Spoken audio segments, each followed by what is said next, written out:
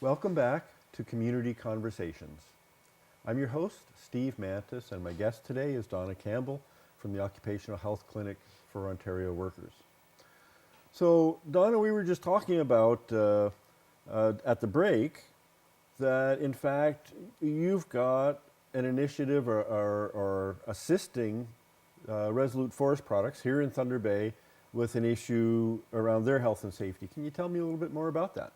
Yes, well, it came to us through the union there, and they were having members come to them and saying, a lot of the retirees, and then there were some other people that might be working, but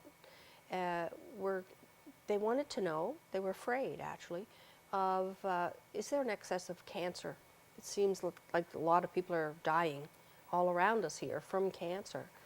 So the union came to us and said, we'd like to we want to see about this. So we said, well, let's work together through your Joint Health and Safety Committee. And they said, yes, that's the way we'd like to do this. So we're working through their Joint Health and Safety Committee.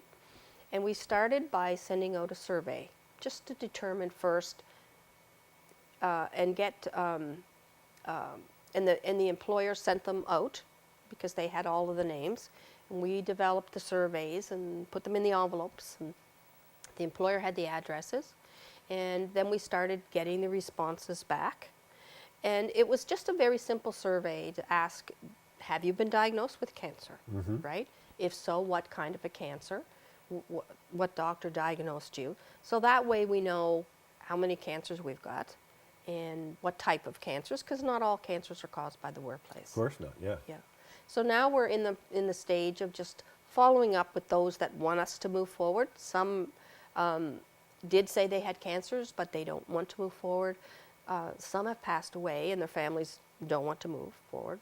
But the others were slowly working with them, getting their work histories, because it's really important to get a good work history and their medical information from the physicians or from the cancer treatment centers. So was there a prevalence of certain cancers at the mill that you found? It's a little bit early to really be saying that right now, but we don't want to say anything too much at this point because we haven't really talked with the Joint Health and Safety Committee about some of the findings yet. Okay. So and we all agree that we don't put things out prematurely. Sure. So, Yeah.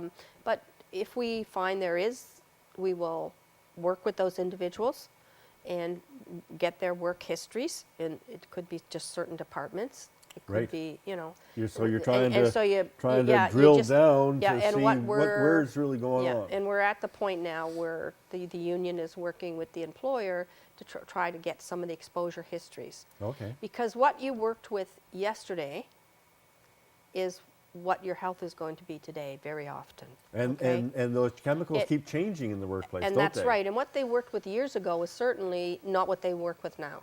And by working through the committee, we can look to see, have those changes been made? If we find that certain processes and the chemicals or whatever that were in that process cause a type of cancer, it's possible that it's already been eliminated over the years because there's been new products. Right. So we can, so that the employer will know, okay, we're not going to have any more issues with cancers from this particular.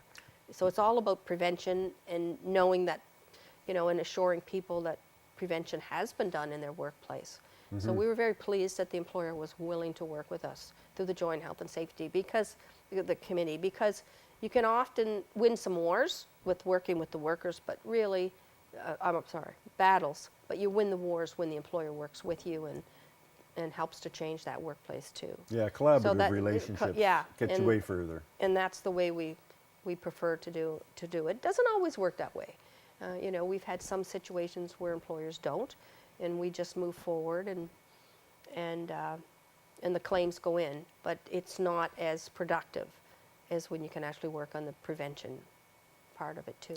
Okay, so from what I understand, an individual who's experiencing an illness or injury that they don't understand can come to OHCOW for an assessment. Yes. people who are active in health and safety, whether it's from the union or worker side or the management side, can also come Yeah. and say, hey, we think there's a problem here. So how do they come and where do they come to? You've got a location in Thunder Bay, do you?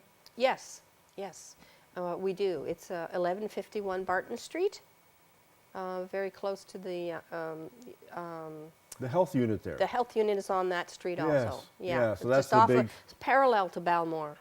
Okay. Yeah, Balmore. And that's open 5 days a week kind of Yes. thing? Or 8 to 4 every day. They can just call, or they can refer people.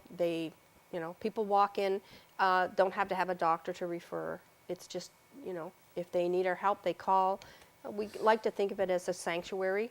We don't talk to the employer without the worker's permission. There are many employers now who refer employers to us. Terrific. Yeah. And so what are the costs of the service? There is no cost at all. There's for no the cost? No, it's a not-for-profit. You can say it's prepaid through your assessments, your WSIB assessments. The WSIB forwards money into the Ministry of Labor, and it used to be funded. We used to be funded through the prevention division of WSIB, and they transferred that then to the prevention division of the Ministry of Labor, and we're funded that way. Okay, so let me just get this clear. So I'm at work, and geez, 3 of us are experiencing some problems here in our office. We can just phone you and say, will you come and take a look and see if there's a better way we can do it? And it's free. Yes. And we would just ask that you write us a letter of invitation, and that letter would be signed by the management, co-chair of the joint committee, and the worker part of the joint committee. If there's over 20, if there's under 20, it would be a worker rep and the employer.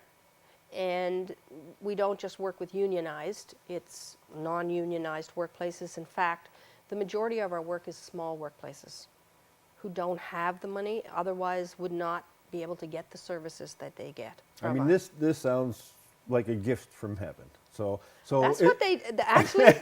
Yeah, we hear from the workers like, "Wow, this is great," and then we hear from the employers, "Well, finally, I'm getting something back for my money," right? So is there a phone number people can call for more information? Yeah, 807-683-3566. Okay, we'll put that on the screen as well. We're pretty much out of time.